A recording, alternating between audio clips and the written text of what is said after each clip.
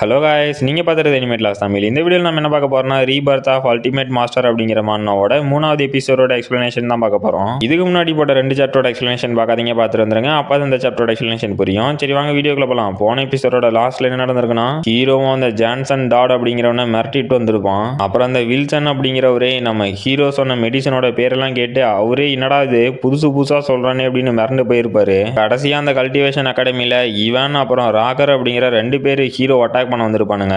ஹீரோவும் யாரா நீங்கன்னு கேட்டு முடிக்கிறதுக்குள்ள அவனுங்க ஃப்ரெண்ட்ஸ் வந்து ஒரு பெரிய கூத்தே நடத்திருப்பானுங்க. கடைசியில ஹீரோவும் என் ஃப்ரெண்ட்ஸ் அடிச்சுட்டு இங்க இருந்து அசால்ட்டா போயிட முடியும்னு நினைச்சீங்களா அப்படின்னு அந்த இவானை அடிக்க கூடாத இடத்துல அடிச்சிருப்பான். இதோட போன எபிசோட் முடிஞ்சிருக்கும். இந்த எபிசோடோட ஸ்டார்டிங்லயே அந்த இவானும் ஹீரோட அடி வாங்கி வழியில கதறிக்கிட்டு இருக்கான். அப்ப ராகரும் டேய் நீ என்னடா பண்ணிட்டேன்னு கேட்க வரான். ஹீரோவும் நான் என்னடா பண்ணனேன், லைட்டா என்னோட ரைட் நீயே தூக்குனேன், அதுக்கே உன்னோட மாஸ்டர் படுத்துக்கிட்டான், இதுக்கெல்லாம் நான் எப்படி பொறுப்பாவன் கேக்குறான். அங்க இருக்க ஸ்டூடெண்ட்ஸும் ஆமா இதெல்லாம் அந்த இவானோட ஃபால்ட் தான், நம்ம கிரிவின் என்ன பண்ணுவான்னு பேசிட்டு இருக்கானுங்க. அந்த ராகர்லாம் ஹீரோ பேசந்த கேட்டு வெறி ஆயிட்டு இவன் இந்த அளவுக்கு ஈஸியா தோத்து போகக்கூடிய ஆளு கிடையாது, ஸோ அதனால இப்ப இங்க என்ன பிரச்சனை வந்தாலும் பரவாயில்ல அப்படின்னு அவனோட ஃபுல் பவர்ல ஹீரோ அட்டாக் பண்ண ரெடியா வரான். அப்ப நம்ம டீமும் இல்ல இது இப்படி நடக்கக்கூடாதுன்னு ஷாக் ஆகுறானுங்க. அங்க கூட்டத்தில் இருக்கவனுங்களும் இந்த ராகர் அப்படிங்கிறவன் கிராண்ட் மார்ஷியல் அப்ரெண்டிஸ், ஆனா இவன் கூட சண்டை போட போறவன் இன்னும் அவனோட மெரிடியன்ஸை கூட ஓப்பன் பண்ணலையா அப்படின்னு பாக்குறானுங்க. அந்த ராகரும் இன்னைக்கு என்ன நடந்தாலும் பரவாயில்லாம், இவனுக்கு நீ பதில் சொல்லியே ஆகணும் அப்படின்னு ஹீரோவை பயங்கரமா அட்டாக் பண்ணிட்டு இருக்கான். இதை பார்த்த நம்ம கும்பலாம் ஷாக் ஆகிட்டு இல்ல கிரிவின் ஓடுறா அப்படின்னு கத்துறாங்க. நம்ம ஹீரோ சொல் பேச்சை கேட்பானா சுவாடை எடுத்து நிக்கிறான். அப்ப அந்த ராகர் ஹீரோ அட்டாக் பண்ணதுல ஒரு பிளாஸ்ட். நம்ம கும்பலும் இல்ல கிரிவின் அப்படின்னு ஷாக் ஆகுறானுங்க. பார்த்தா ஹீரோவும் அவனோட சுவாடை எடுத்து கரெக்டா அந்த ராகரோட கையிலேயே வச்சிருக்காங்க. அவனும் அந்த சுவாட்ல கையை வச்சுட்டு இல்ல போச்சு என் கை போச்சே அப்படின்னு வழியில கதறான். ஹீரோவும் சரி இந்தா நீ லெஃப்ட் நீயே வச்சுக்கோ அப்படின்னு அவனோட லெஃப்ட் காலை தூக்கி மறுபடியும் அடிக்க கூடாத இடத்துலயே அடிச்சிட்டு இருக்கான். அந்த ராகரும் ஏன்டா உனக்கு வேற இடமே இல்லையா அப்படின்னு வழியில கதறான். ஹீரோவும் நம்ம டீம் கிட்ட அவ்வளவுதான் முடிஞ்சுப்பா அப்படிங்கிறான். இதை பார்த்து அங்கிருந்த மொத்த கும்பலும் ஷாக்ல உறைஞ்சு போயிட்டு ஆமா இங்க இப்ப என்னடா நடந்துச்சு, ராகர் ஒரு மார்ஷியல் வாரியர், அவனை எப்படி இவன் வெறும் கையிலேயே தோக்கடிச்சான், அப்புறம் இங்க நடந்ததை மட்டும் எவன்கிட்டயாவது போய் சொன்னோம் நம்மளதான் பைத்தியம் அப்படின்னு சொல்லுவானுங்க. அப்புறம் யாரா இந்த சைக்கோ ஏதோ ஸ்வாட வித்தியாசமா யூஸ் பண்றானே அப்படின்னு ஷாக்லயே பாக்குறானுங்க. ஹீரோவும் சரி இப்ப கொஞ்ச நேரம் பேசலாமா, நீங்க என்ன எதுவும் பண்ணல அதனால உங்களை உயிரோட விடுறேன், ஆனா என்னோட ஃப்ரெண்ட்ஸை தொல்லை பண்ணதுக்கு பே பண்ணி ஆகணும் இல்ல, அதுக்கு இப்ப என்ன பண்ணலாம் அப்படின்ட்டு அந்த ராகர் கிட்ட போறான். அவனும் டே ஒரு நிமிஷம் நில்லுடா, இதுக்கு மேலேயும் என்னால முடியாது, தயவு செஞ்சு என்ன விட்டுரு அப்படின்னு கதறான். ஹீரோ கேட்பானா அவனுங்க 2 பேத்தையும் அடிச்சு பறக்க விட்டுட்டான். அவனுங்களும் நம்ம ஹீரோட்ட வாங்கின அடியோட வலி தாங்க முடியாம பேண்ட்டை ஈரம் பண்ணிட்டானுங்க. இதை பார்த்து அங்க இருந்தவனுங்களும் யாரா இந்த சைக்கோ அப்படின்னு ஷாக் ஆகுறானுங்க.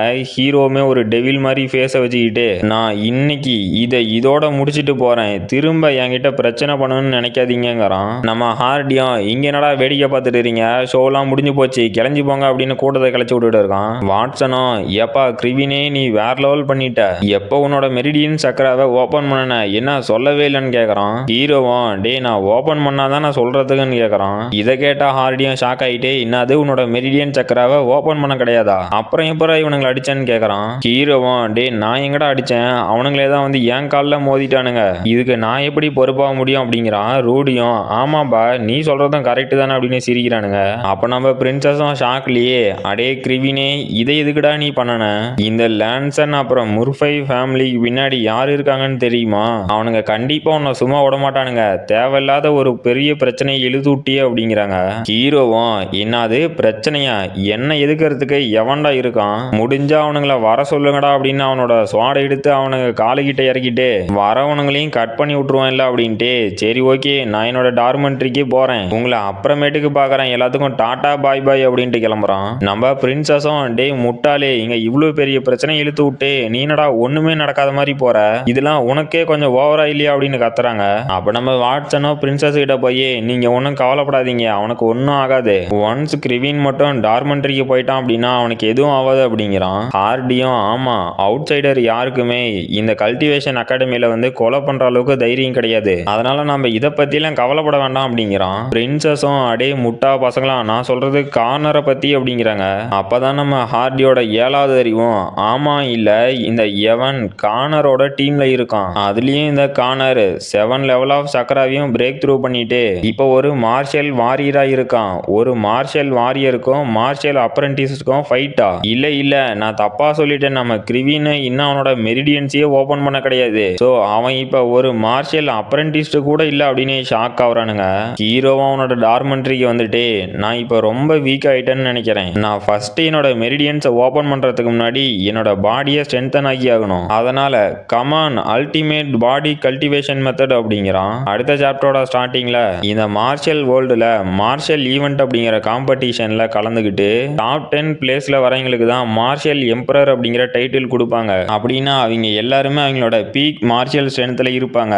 ஆனா இந்த 10 பேத்துல ரொம்பவே பவர்ஃபுல்லான, அது மட்டும் இல்லாம த அல்டிமேட் மார்ஷல் எம்பரர் அப்படிங்கிற டைட்டில் வச்சிருக்கக்கூடிய கெய்த் ஜான்சன் அவரோட மேனுவல் தான் இந்த அல்டிமேட் பாடி கல்டிவேஷன் மெத்தட். நான் ஸ்கார்ட்டா இருக்கும் போது இந்த மேனுவலை கத்துக்கிறதுக்கு எனக்கு ஒரு சான்ஸ் கிடைச்சிச்சு. அதுதான் இந்த மார்ஷல் வேர்ல்டோட மோஸ்ட் பவர்ஃபுல் பாடி கல்டிவேஷன் மெத்தட். என்கிட்ட ஆல்ரெடி ஒரு கல்டிவேஷன் மெத்தட் இருந்ததுனால இந்த மெத்தடை கத்துக்கிறதுக்கு எனக்கு ப்ரீவியஸ் லைஃப்ல சான்ஸ் கிடைக்கல. ஸோ இந்த டைம் தான் இதை கத்துக்கிறதுக்கான பர்ஃபெக்ட் டைமிங் அப்படின்னு வித்த காமிச்சுக்கிட்டு இல்ல இது என்னங்கடா ரொம்ப கஷ்டமா இருக்கு அப்படின்னு கீழே விழுந்து மூக்க உடச்சிக்கிட்டு இல்ல நான் விட்டு கொடுக்க மாட்டேன். இந்த கல்டிவேஷன் மெத்தட் என்னதான் கஷ்டமா இருக்குனாலும் என்னோட பாடி பார்ட்ஸ் ஒவ்வொன்றும் பெயின்னால கிளியிற மாதிரி இருக்கு அப்படின்னாலும் நான் இதை விட மாட்டேன். கெய்த் அப்படிங்கிறவரு இந்த கல்டிவேஷன் மெத்தட்னால தான் ரொம்ப பவர்ஃபுல்லான பர்சனா மாறினாரு. ஸோ இதெல்லாம் எனக்கு ஒரு பெயினே இல்லை. இந்த பாடியை வச்சுக்கிட்டு என்னால் என்னோட சக்கராவை ஓப்பனே பண்ண முடியல அப்படின்னாலும் நான் ஒரு மார்ஷியல் ஆர்டிஸ்டா மாறணும். ஸோ அதனால நான் இந்த மெத்தடை யூஸ் பண்ணி டாப் 10 மார்ஷியல் ஆர்டிஸ்ட் இல்ல டாப் 3 மார்ஷியல் ஆர்டிஸ்ட் உள்ள ஒருத்தனா வருவேன். இங்க எல்லாருமே ரொம்ப டேலண்டா இருக்கு அப்படின்னு பேசிட்டு இருக்காங்க. ஆனா டேலண்ட் அப்படிங்கிற ஒண்ணு விடாமுயற்சி அப்புறம் டிசிப்ளின் அப்படிங்கிறதுக்கு முன்னாடி ஒண்ணுமே இல்ல. ஸோ நான் எல்லாத்தையும் அடைஞ்சே தீருவேன். இந்த அல்டிமேட் பாடி கல்டிவேஷன் மெத்தடோட மூவ் 1 சன்லைட் ஃபார்ம் அப்படின்னு ஒரு அட்டாக் பண்ணிட்டு அவனோட பாடியை அதில் டேமேஜ் வாங்கி அங்கேருந்து உருண்டு போய் விழுந்துட்டு கெய்த் இந்த அளவுக்கு கஷ்டமான ட்ரைனிங்கை பண்ணியிருக்காரா? நான் இதை விட மாட்டேன். அவரை விட நான் ஸ்ட்ராங்கா மாறி ஆகணும் அப்படின்னு மறுபடியும் அந்த கல்டிவேஷன் மெத்தடோட சன்லைட் ஃபார்ம் அப்படிங்கிற ஃபர்ஸ்ட் ஃபார்மா பண்ணிட்டு இருக்கான். அப்புறம் அடுத்த நாளே இந்த கல்டிவேஷன் அகாடமியோட ட்ரைனிங் ஜோன்ல காட்டுறாங்க.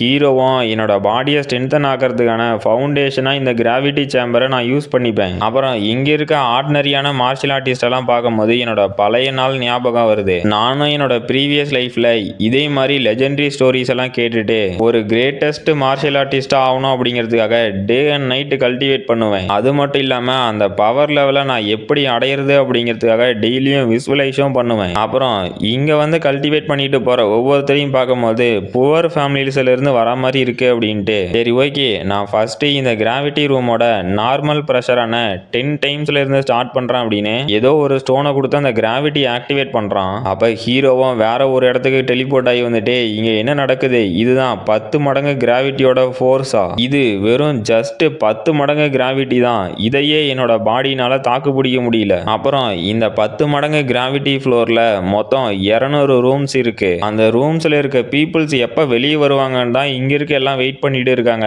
என்னால ரொம்ப நேரம்லாம் வெயிட் பண்ண முடியாது அப்படின்னு டிவைன் சென்ஸ் அப்படிங்கிற ஒரு ஸ்கில்லை யூஸ் பண்ணி 13வது நம்பர் ரூம் சீக்கிரமா எம்டியாக போகுது. ஸோ நான் முடிஞ்ச அளவுக்கு சீக்கிரமா என்னோட சன்லைட் ஃபார்மை மாஸ்டர் பண்ணி ஆகணும். ஸோ அதனால முடிஞ்ச அளவுக்கு என்னோட பாடியை வித்ஸ்டாண்ட் பண்ணி எவ்வளவு நேரம் என்னால் கல்டிவேட் பண்ண முடியுதோ அதை பொறுத்து தான் என்னால் அந்த மெரிடியன்ஸுக்கு கியூர் பண்ண முடியும். இப்போ ட்ரைனிங்கான டைம் அப்படின்ட்டு நிற்கிறான்.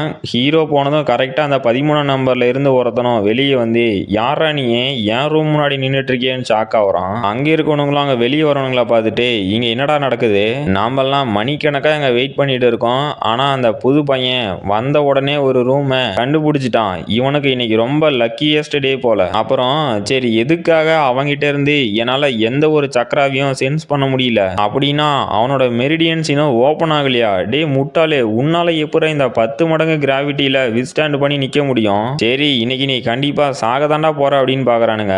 ஹீரோவும் டே உங்களை மாதிரி பொடி பசங்களுக்கு என்னோட டிவைன் சென்ஸை பத்தி என்னடா தெரியும் அப்படின்ட்டு அந்த ரூமுக்குள்ள போலான்ட்டு வரான். அப்ப யாரோ ஒருத்தன் நம்ம ஹீரோவை தடுத்து என்னோட பேரு பேர்டன் காக்ஸ், நான் மார்ஷியல் அப்ரெண்டிஸோட பீக் லெவல்ல இருக்கேன். அது மட்டும் இல்லாம என்னோட 7 சக்கராசியும் நான் ஓபன் பண்ணிட்டேன். உன்னை பார்க்கும் போது புது பையன் மாதிரி தெரியுது. ஸோ அதனால நான் இந்த ரூமை எடுத்துக்க போறேன் அப்படின்ட்டு போறான். ஹீரோவும் அப்படியா சரி டே முட்டாளே என் வழியை விட்டு நவுந்து போடா அப்படிங்கிறான். அவனும் ஆமா நீ இப்ப என்னடா சொன்ன அப்படின்னு ஷாக் ஆகுறான். அங்க இருந்தவனுங்களும் இதை கேட்டு சிரிச்சுக்கிட்டு, இங்க பாரா ஒரு பீக் லெவல்ல இருக்க மார்ஷல் அப்ரெண்டிஸ் போயும் புது பையன்கிட்ட அவமானப்படுறான். யாரா இவன், இன்னைக்கு வரவன் போறவன் எல்லாம் ஜோக்கராவே இருக்கானுங்களே அப்படின்னு பாக்குறானுங்க. அந்த பேர்டனும், டே என்ன எம்பாரஸ் ஆக்காத, என்னோட வழியை விட்டு போயிரு, நான் உன்னை அகாடமி முடிஞ்சோட்டி பாத்துக்கிறேன் அப்படிங்கிறான். ஹீரோவும் வழியை விட்டு போறதா, செத்த நீ சாத்திக்கிட்டு கிளம்புடா அப்படிங்கிறான். இதுல அந்த பேர்டனும் வெறியாயிட்டு, பரவாயில்லண்டா குழந்தை, உனக்கு கொஞ்சம் தைரியம் இருக்கு, ஆனா உன்கிட்ட இன்னர் எனர்ஜியே இல்ல, இருந்தும் இந்த மாதிரி பேசுற அப்படின்னா உன்னை என்ன பண்றது, அதனால இன்னைக்கு உனக்கு ஒரு சில ரூல்ஸை கத்துக் கொடுக்க போறேன் அப்படின்ட்டு அட்டாக்கிங் போஸுக்கு போறான். அப்புறம் கைஸ், இந்த மானாவோட ஆர்ட் ஸ்டைல் ஒரு மாதிரி இருக்கு, உங்களுக்கு பிடிச்சிருக்கா என்னன்னு கமெண்ட் பண்ணிருங்க. அப்புறம் எனக்கு ஒர்க் இருக்கிறதுனால 2 வீடியோ அப்லோட் பண்றது ரொம்ப கஷ்டமா இருக்கு கைஸ். ஸோ அதனால என் நிலைமை கொஞ்சம் புரிஞ்சுக்கோங்க. நான் டெய்லியும் ஒரு வீடியோ அப்லோட் பண்ணிடுறேன். எனக்கு டைம் இருந்து என்னால் முடிஞ்சு அப்படின்னா நான் 2 வீடியோவும் அப்லோட் பண்ண பார்க்குறேன். சரி, ஓகே, இதோட இந்த எபிசோட் முடிஞ்சு போச்சு. இந்த வீடியோ பிடிச்சிருந்துச்சுன்னா மறக்காம லைக் பண்ணுங்க, ஷேர் பண்ணுங்க, சப்ஸ்கிரைப் பண்ணுங்க. நாம அடுத்த வீடியோவில் பார்க்கலாம்.